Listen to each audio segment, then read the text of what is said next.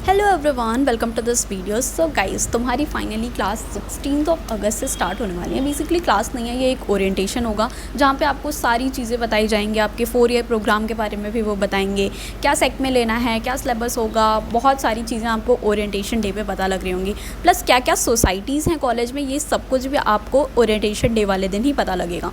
तो ये कुछ पढ़ाई नहीं हो रही होगी, एक वीक तो बिल्कुल पढ़ाई नहीं हो रही होगी। बस आपको स्कूल से कॉलेज में जाने के बाद जो चीज़ें प्रोसेस होती हैं कॉलेज को समझने में, क्योंकि अब एकदम से तो स्टार्ट कर नहीं देंगे वो, तो मैं तो सजेस्ट करूँगी कि तुम्हें अटेंड करना चाहिए ओरिएंटेशन। भले ही तुम्हारा कॉलेज अभी तुम्हें अपग्रेड करना है या कुछ भी है, अगर तुम आ सकते हो दिल्ली तो प्लीज़ आ जाओ कॉलेज और 16 को विज़िट करो अपना कॉलेज, जो भी मिला है तुम्हें फर्स्ट राउंड में।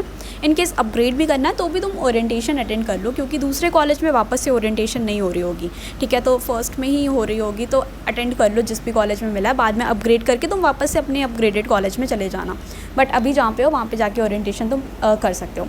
अब कॉलेज में एंट्री कैसे मिलेगी, तो तुम्हारी जो फ़ी रिसिप्ट थी उसके थ्रू तुम्हें एंट्री मिल रही होगी कॉलेज में, तो उसको डाउनलोड करके लेकर आना। सेकेंड मोस्ट इंपॉर्टेंट थिंग आपका होगा physical verification, physical document verification. आपने ऑनलाइन करा दिया था, आपके हो गए कॉलेज से वेरीफाई, अब आपको फिजिकली भी कॉलेज में जाके अपना डॉक्यूमेंट वेरिफिकेशन कराना होगा। ये पूरा प्रोसेस 1 मंथ तक चल रहा होता है, मतलब स्टार्टिंग के 10-15 डेज़ या 1 मंथ तक ये प्रोसेस चल रहा होता है डॉक्यूमेंट वेरिफिकेशन का। तो आप कभी भी करा सकते हो, ऐसा नहीं है कि डे 1 पे ही वो सबका कर देंगे। ऑब्वियसली नहीं कर पाएंगे, क्योंकि कुछ ही लोग होते हैं एडमिन ऑफिस में और वो पूरे कॉलेज का कर रहे होंगे डॉक्यूमेंट वेरिफिकेशन।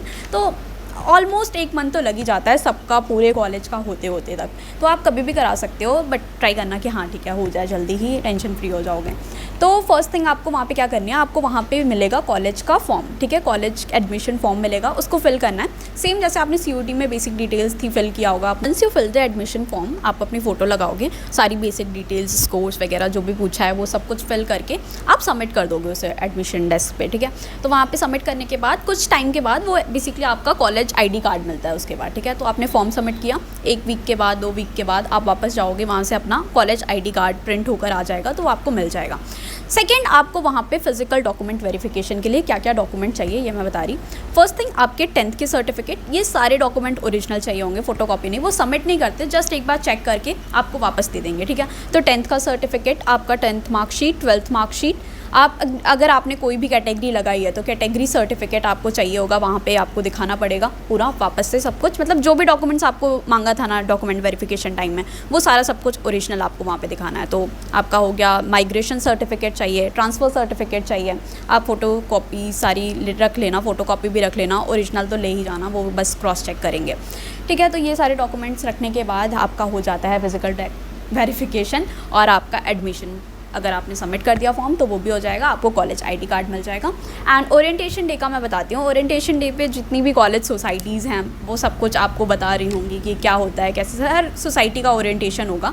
तो आप जिस भी सोसाइटी में इंटरेस्टेड हो, dance society, music society, E cell में तो मैं भी हूँ, अभी काफ़ी सारी सोसाइटीज़ हैं, आप एक बार एक्सप्लोर करोगे। नैक्टस हो गई ज़्यादा सोसाइटीज़ मुझे पता नहीं है, क्योंकि मैंने ज़्यादा में पार्ट नहीं लिया था, मैंने सिर्फ ई सेल में लिया था। और अपनी डिपार्टमेंटल सोसाइटी होती है, ठीक है, मतलब जो भी डिपार्टमेंट है उसका भी सब कुछ चल रहा होता है, उसमें भी मार्केटिंग हेड्स होते हैं, marketing team, creative team, logistic team, ये सारी टीम्स होते हैं। तो वहाँ पर भी आप काम कर रहे होते हैं अपने डिपार्टमेंट के लिए।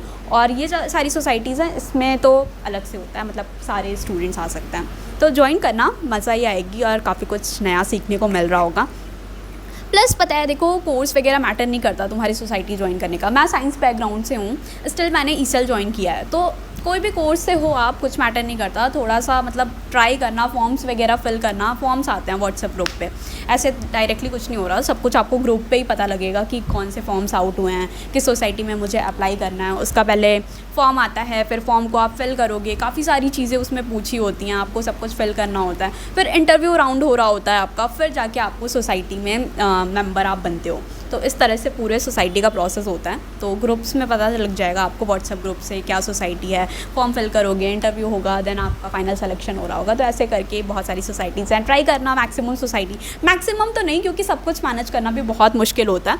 तो 1 से 2 सोसाइटी, एक तो डिपार्टमेंटल में आपको रहना ही पड़ेगा, ठीक है, डिपार्टमेंट वाली सोसाइटी तो आपकी ही है, आपको उसके लिए काम करना ही पड़ेगा।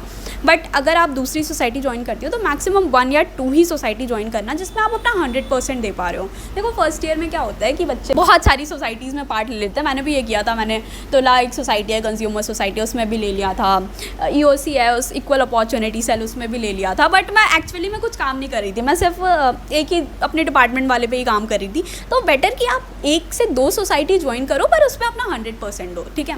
मतलब जो भी काम है वो आप अच्छे से करो। अगर आप 1000 सोसाइटी में ले लोगे ना तो आप ऑब्वियसली नहीं दे पाओगे टाइम।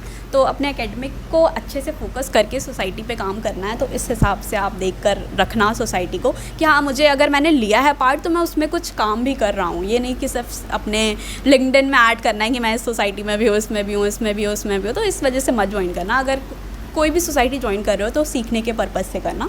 सो या दैट्स इट। बाकी तो आपको 16 अगस्त को पता लग जाएगा, ठीक है। तो ये एक ही टाइम होगा ओरिएंटेशन, सारे कॉलेजेस का एक बार होगा। तो किसी भी कॉलेज में एडमिशन अभी मिला है अटेंड कर लेना उस कॉलेज का, दोबारा नहीं हो रहे होंगे। तो या that's it. Subscribe for more. बाकी की डिटेल्स तुम्हें 16 को पता लग जाएंगी, क्या शेड्यूल है, क्या क्लासेस हैं। मे बी तुम्हारी 17 से ही क्लासेस स्टार्ट हो जाएँ, बट हाँ 1 वीक तो ऐसे ही चलेगा, आराम से कुछ नहीं पढ़ाया जाएगा। तो मज़ा आएगी, देखते हैं। See you guys in the campus, bye.